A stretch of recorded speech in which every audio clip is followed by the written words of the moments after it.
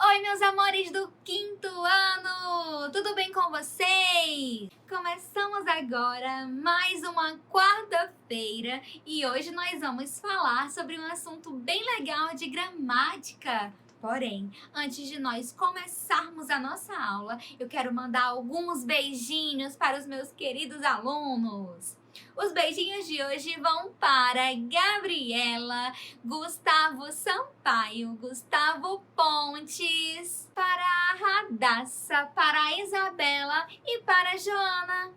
Muitos beijinhos para vocês! Agora sim, nós podemos começar. Como vocês podem observar aqui, o nosso tema de hoje são sinônimos e antônimos. Eu sei que nós já trabalhamos um pouquinho desse assunto lá no caderno 1 e eu tenho certeza de que vocês lembram. Também trabalhamos um pouquinho depois, eu acredito que já no caderno 2. Porém, o nosso conteúdo Anglo, ele acontece em espiral, então a gente vai estar sempre relembrando, né? Estaremos sempre relembrando alguns conteúdos para que eles fiquem fixados na cabecinha, tá bom? Então agora vamos lá, temos aqui o nosso slide.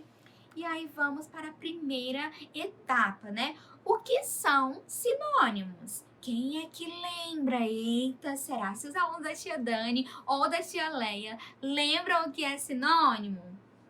Então, olha só, sinônimo é um adjetivo masculino que classifica uma palavra que, apesar de diferente, tem o mesmo significado ou muito parecido de outra.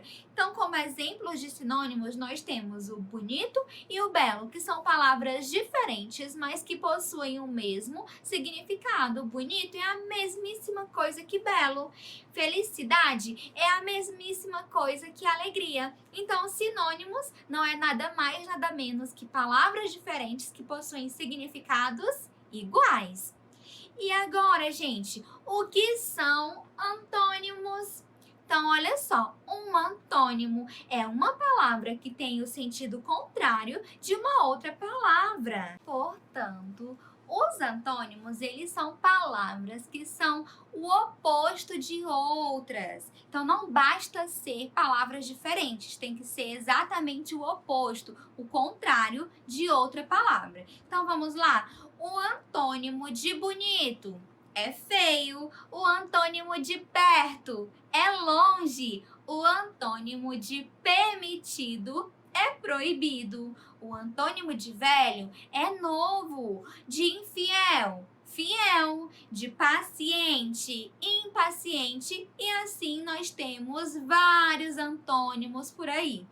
Então, vamos agora verificar alguns exemplos de sinônimos e de antônimos num texto que eu vou contar para vocês, de uma historinha que ela se chama Arena das Palavras. Eu não coloquei o texto aqui para vocês porque ele é um pouquinho longo, mas aí eu vou contando para vocês e vocês vão acompanhando, tá bom? Arena das Palavras. As duas torcidas rivais faziam maior barulho na arena das palavras. Era a disputa dos antônimos, palavras com significados opostos. Então fez-se um silêncio. No centro da arena, os dois faladores de antônimos se posicionaram, um à direita, o outro à esquerda. Um era magro, o outro era gordo. Ganhava quem falasse mais palavras opostas. O juiz ergueu a mão. Começou! Feio, bonito, certo, errado, achar, perder, entrada, saída, plácido, doidivanas. Aplausos!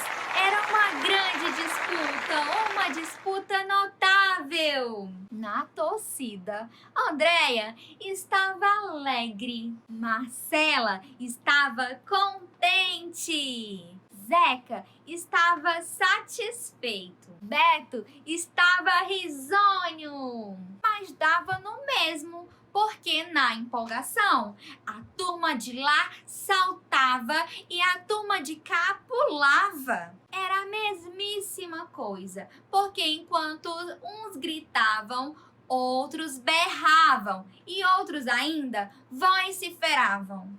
A torcida estava cheia de sinônimos, palavras que possuíam o mesmo significado. E aí, meus amores, vocês viram que nesse texto eu comecei falando sobre a disputa dos antônimos e logo em seguida fui falando da plateia que estava cheia de sinônimos? Pois é, essas palavras elas estão por todas as partes. Agora, vamos analisar alguns textinhos que eu separei para vocês? Vamos lá! Nós temos aqui esse primeiro texto, tá bom? Então, vamos analisá-lo bem. Leia com atenção a conversa entre uma professora e duas alunas. Então, veja só. Quem gostou do conto que acabamos de ler? Perguntou a professora. Eu achei a história engraçada, respondeu Bia.